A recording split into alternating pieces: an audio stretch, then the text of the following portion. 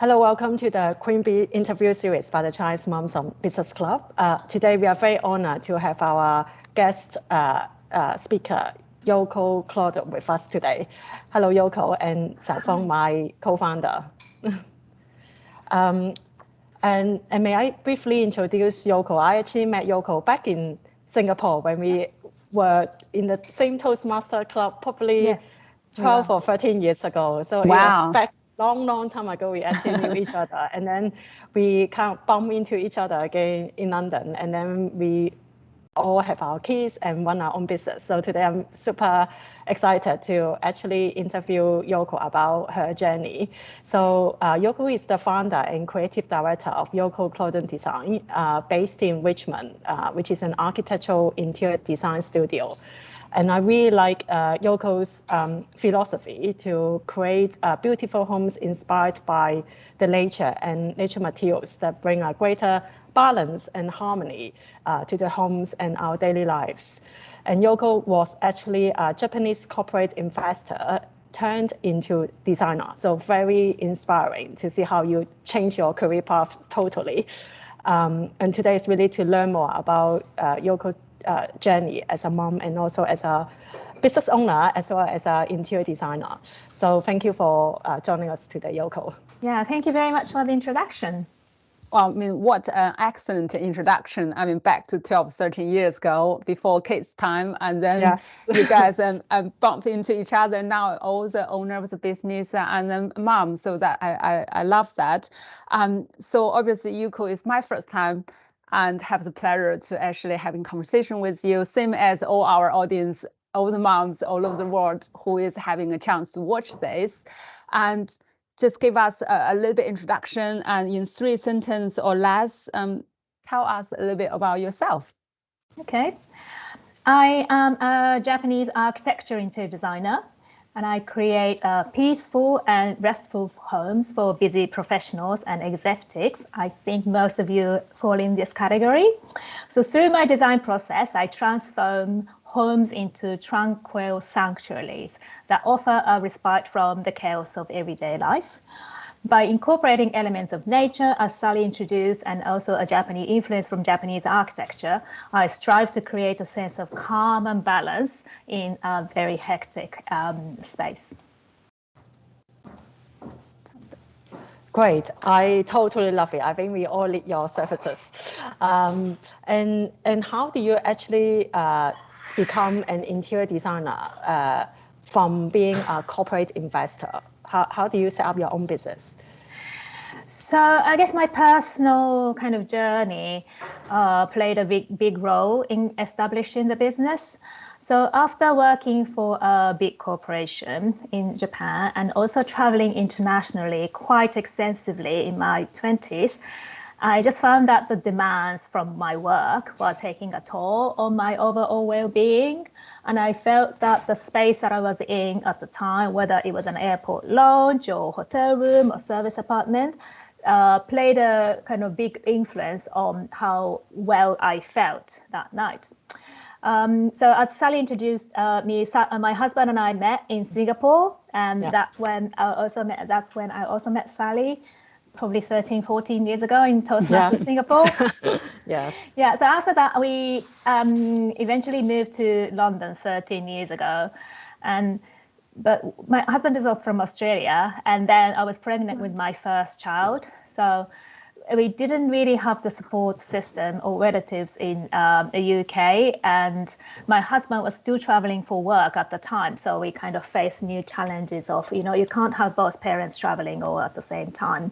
So it was during that time when I was kind of soul searching and exploring the possibilities when I decided to explore creative side of me, which I didn't know existed before, but I was always curious.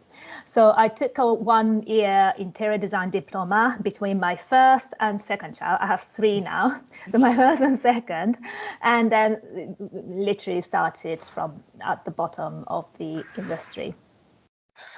It's really a big kind of a career shift, isn't it, from an investment banker to an interior designer and architect, and particularly the timing you choose to set up your own business. Being a young mom with young kids, a very demanding role. I'm sure there's plenty of challenges you're facing. So we love to hear how all our moms, a lot of them is actually running their own business. I think it's great inspiration for us to actually learn a bit more what's really the greatest challenge for you during the process of setting up and running your own business, and how you overcome it.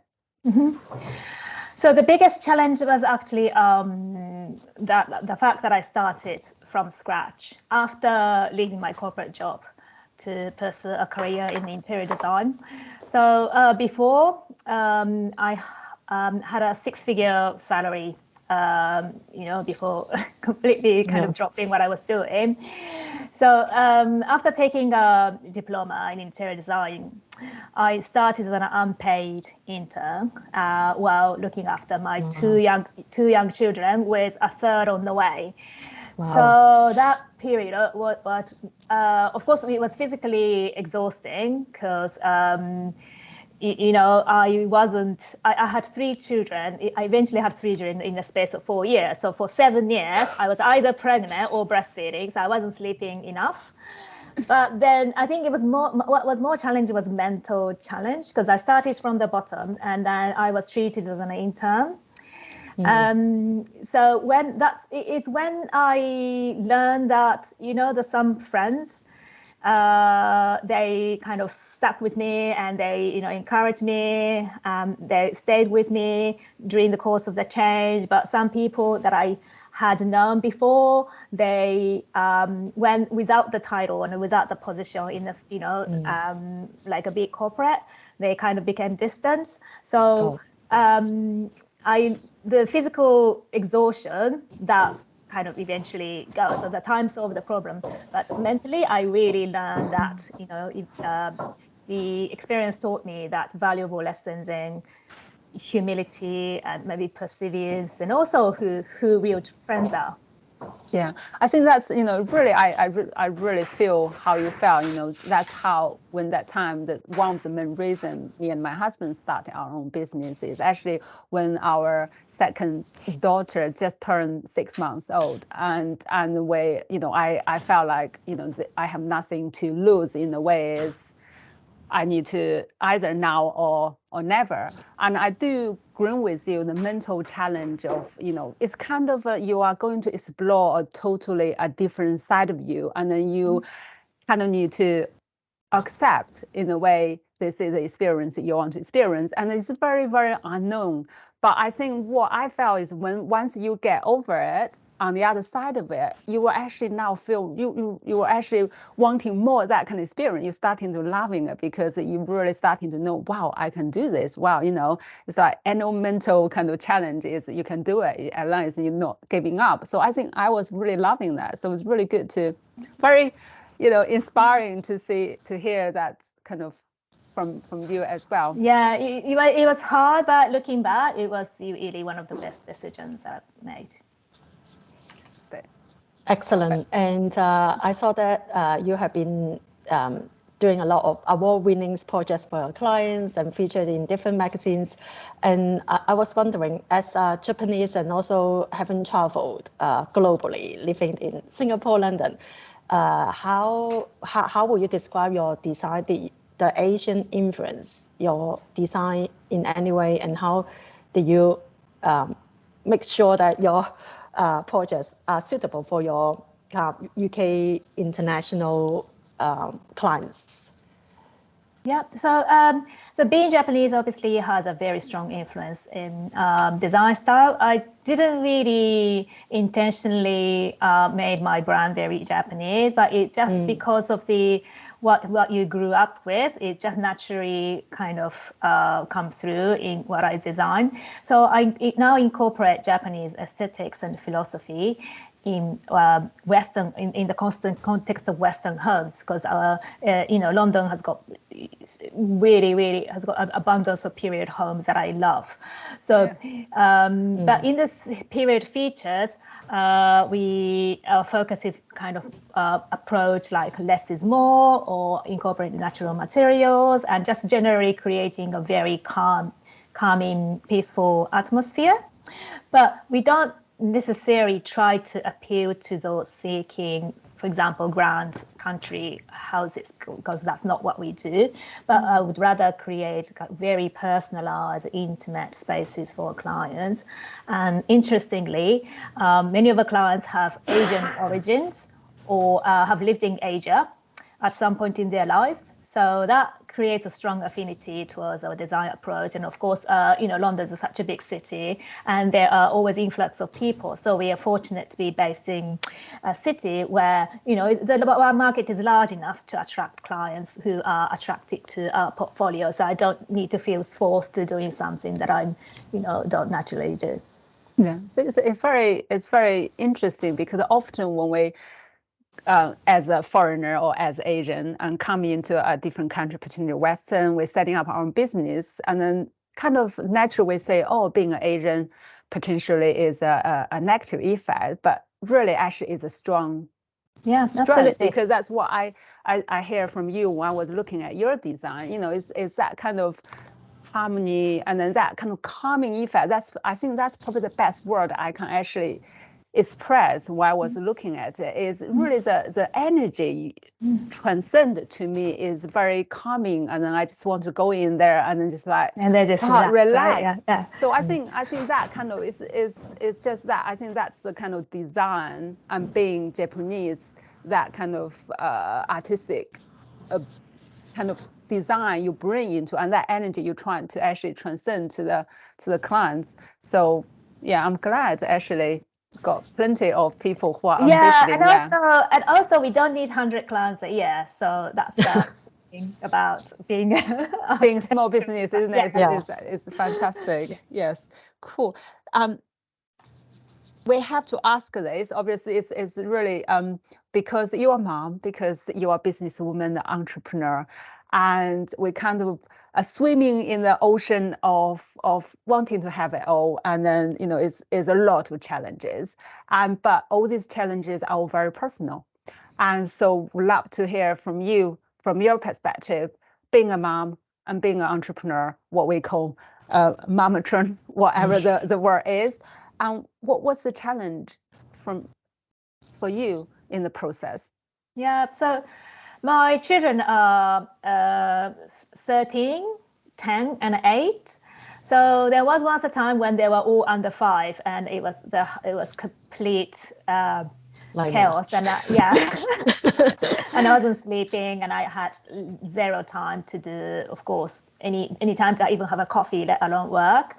But now that they're older and they're more independent, I have more time to focus on myself as well as on my business. But the thing about having a kind of teenager and preteen is that they still need their parents. It's just differently. So they need their parents in terms of guiding their life choices and making sure that they make a good decision. And if those help, they don't actually ask for help. You kind of need to always watch out for them, and they kind of step big, even if they don't ask you. So I just need to make an conscious, now that I have a lot of time, I need to make, my inclination is just work all the time. I just need to make a conscious effort that I'm there for them, even if they don't ask me. And then thankfully, actually, being my own boss just allows me to have more flexibility with what I do with my schedule, and so I can decide when to prioritize family and when to focus on work. So the balance changes a lot, as the kids grow up. Yeah. So do you find yourself slightly more kind of calming and relaxed compared to when you were little? I mean, that experience, obviously, also because of running the business for a period of time, certainly give you more kind of like, I can go through every storm. But on the other hand, the children get get older, are you see yourself that kind of shift, or is still, I know it's still got a lot of worry, but how have you shifted a little bit? No, I'm not a very calm person. I always, whatever I have, whether it's time or, I try to fill. So I intentionally need to create a space, especially, I guess, a physical space that calms me down. The demands of being parent, it doesn't really go away. It's just the nature changes. And then having a teenager is really scary because they can do all kinds of things behind your, not really behind your back, but on this little world of phone. Yes. Yeah. Has your children kind of inspire you in the business? I know this is a little bit out of the question we discussed, but I just found it very flow to me, so I love to. So a lot of houses that we work with are family homes, naturally. Because I have seen how they use space, I definitely, from my own experience, have an experience of designing homes which can change whether it's purpose or layout. So you just need to create quite a versatile place. To give an example, young children play on the floor, right? So you need actually a lot of floor space. Yeah. But then as they grow up, kind of they sit on chairs, they don't really play on the floor. So you just need to create somewhere that's really versatile, so that the furniture don't need to be precious. They definitely shouldn't need, for example, nappy change table.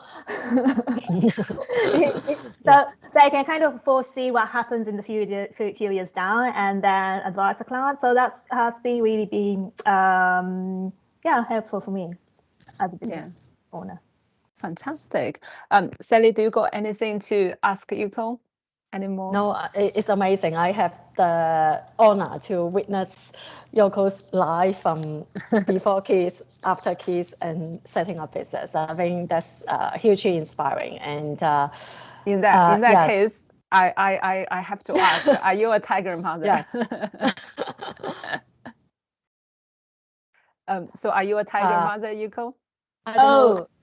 In Japanese world, do they talk about being a tiger mom? Yes. Yes, you do. Yes. Well, I guess I don't know. Maybe compared to real tiger moms, I'm not. But to give an example, my 3 children, you kind of want to give them the best that you can, right? So there happen to be 3 different schools, which doesn't really help us. So, and in addition, because they're all different, and in addition, they go to 3 different Japanese schools on Saturday. Every week. Wow, you love challenges. Yes, we definitely do. So every day we have homeworks from 6 separate schools, which is a nightmare, and I just need to be organized. And so this one on Google Classroom, this one is on Microsoft Teams, and I just need to go and then watch that they have completed the homework and they've submitted and all of that. So I do that. So I'm kind of making myself suffer by. I'm inspired. This level of commitment, Sally. Yes. I mean, I'm a little ashamed. It's magic, but it's It's fantastic. Right, Sally, over to you. Yes, I have no more questions. Yes, if you want to get in touch with Yoko, please do. We'll leave Yoko's contact details at the end of this interview. And please do follow us on LinkedIn if you would like to join our upcoming events or being a speaker at our interview. Thank you. Thanks a lot, Yoko, for your time. Oh, thank you for having me. Yes, fantastic. Sally, just to say a little bit about our upcoming event. What's the dates? Yeah, so we have a very exciting networking lunch event coming up on 24th of May at Lobo Palace Restaurant. So we are gathering 20 to 30 Chinese or non-Chinese moms. We are very welcoming as long as you are working moms, that's the criteria, and just have a good time together and share your journey with each other. So do sign up with me or xiaofang, or drop us a message on LinkedIn. Fantastic. Thank you very much, Yoko. I really enjoyed it to learn a little bit more about you, and then really inspired by your commitment to your 3 kids and then to your business. I'm really, really inspired, and give me a shot of energy to be a better mom. So thank you. Thank you for having me. Thanks. Bye.